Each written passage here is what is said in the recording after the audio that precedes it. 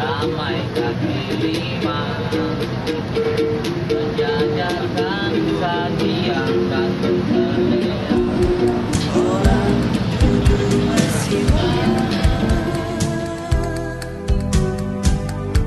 musisi jalanan mulai beraksi. Seiring laraku kehilanganmu, merintih sendiri di telan deru kotamu.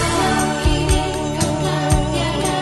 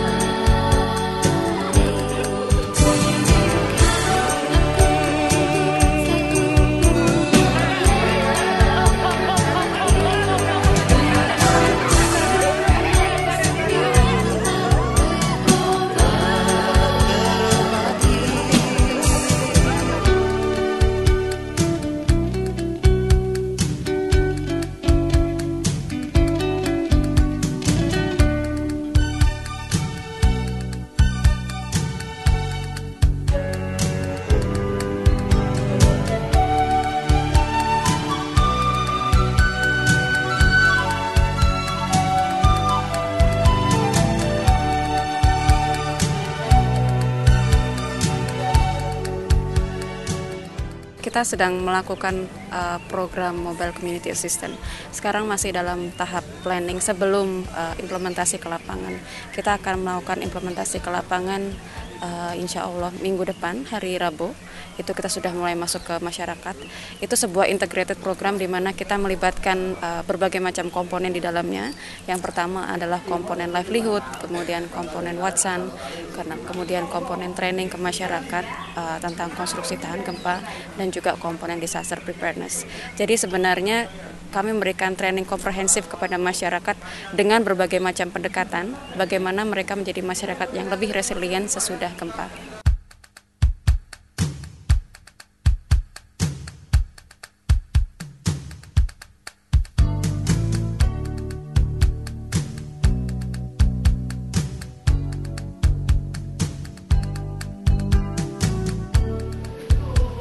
Yang tidak boleh dan terjemah.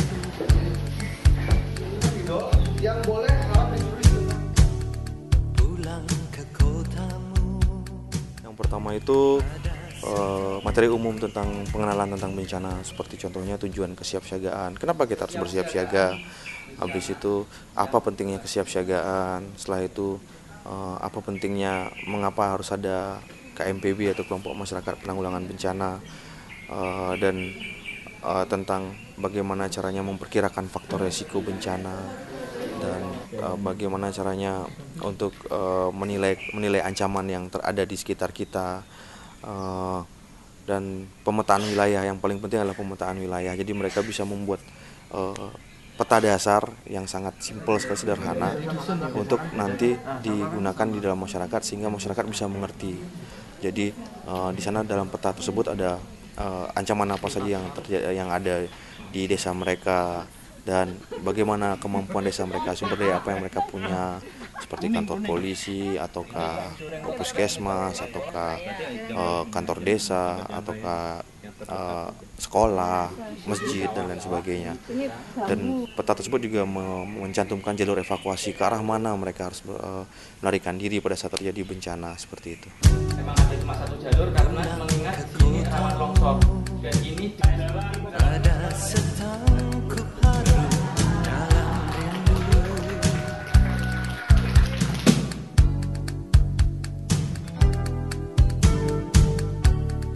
Masih seperti dulu, tiap sudut. Dan hari kedua kita berbicara tentang evakuasi. Bagaimana kita melakukan evakuasi yang sangat sederhana sehingga rencana evakuasi tersebut tidak membingungkan, sangat mudah dilaksanakan, sangat logis atau masuk akal, dan tujuannya sangat jelas, kemana arahnya, dan siapa yang bertugas, seperti siapa yang berbuat apa. Jadi tanggung jawab atau job description, pembagian tugasnya jelas. pada saat evakuasi kita lakukan simulasi-simulasi seperti simulasi pertolongan pertama gawat darurat. Jadi peserta diajak untuk mencoba bagaimana cara melakukan evakuasi korban, bagaimana melakukan assessment, rapid assessment, dan bagaimana membuat peta pengungsian. Jadi hal yang seperti itu yang kita berikan pada hari kedua.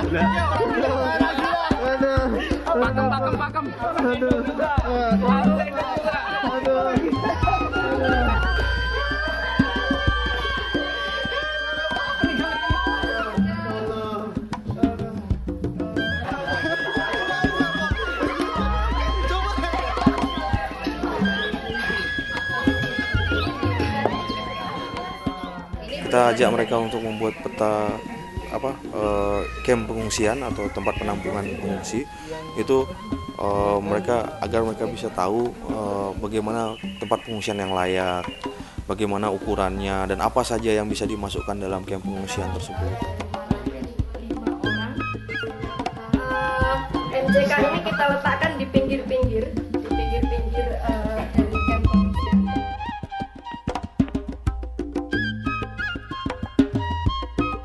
Jadi hari ketiga itu lebih ke individual, bagaimana mereka memanage dirinya sendiri untuk bisa secara mandiri atau independen untuk membuat kurikulum atau dan lesson plan sehingga mereka nanti bisa secara mandiri melakukan fasilitasi solo atau fasilitasi sendiri.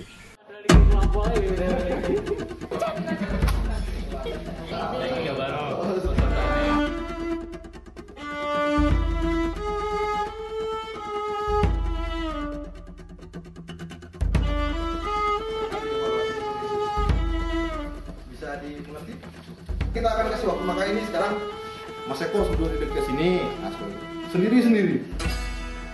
Kemarin kita sudah berkelompok terus kan, berkelompok sekarang kita coba sendiri.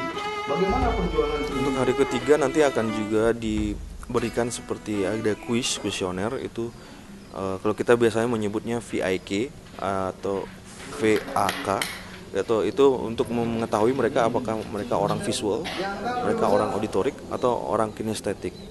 Jadi kalau mereka orang visual artinya mereka harus berpatokan pada gambar, mereka lebih nyaman dengan melihat gambar visual. Kalau auditorik mereka lebih dengan mendengar. Oh ya, saya bisa lebih mengerti dengan mendengarkan cerita dan lain sebagainya. Dan kinestetik atau kinestetis itu lebih bagaimana mereka bergerak. Jadi mereka belajar dengan bergerak, dengan melaksanakannya, dengan melihat dan langsung mempraktekkan seperti itu.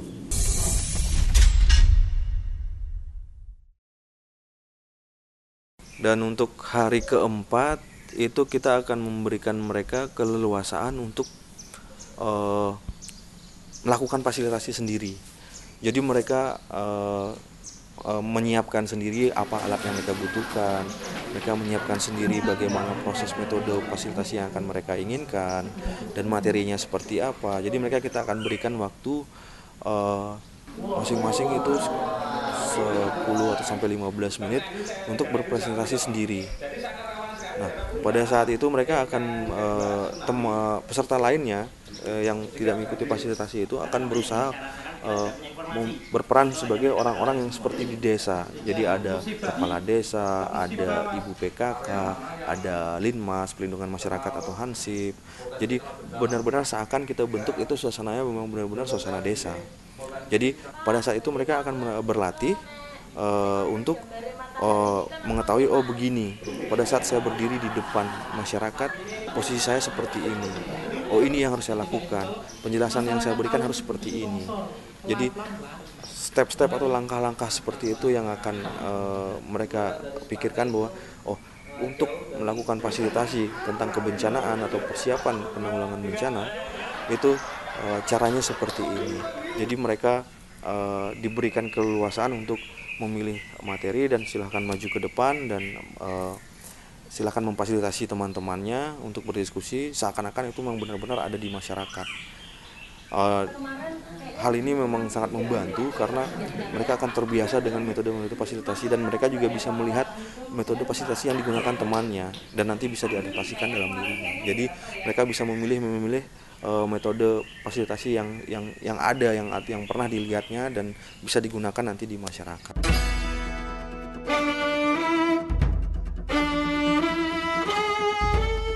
Untuk hari kelima itu hampir sama dengan hari keempat, kita lebih ke latihan fasilitasi dengan alat yang sama karena jumlah pesertanya saat ini 30 orang dan itu sangat penuh. Metode fasilitasi tandem akan bisa dirubah menjadi tandem 2, tandem 3, tandem 4, jadi lebih banyak orang yang bisa grup dalam memfasilitasi, jadi waktu bisa dipersingkat.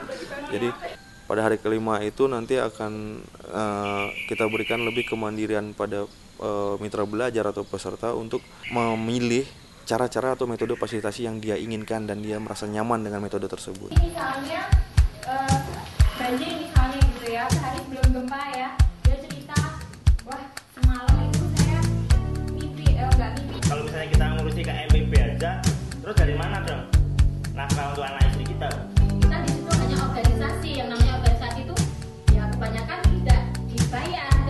Sudah tahu perannya apa, misalnya masyarakat itu akan Menjadi data semen 88-nya yang akan mencoba mencari. Jangan mencoba, ayo.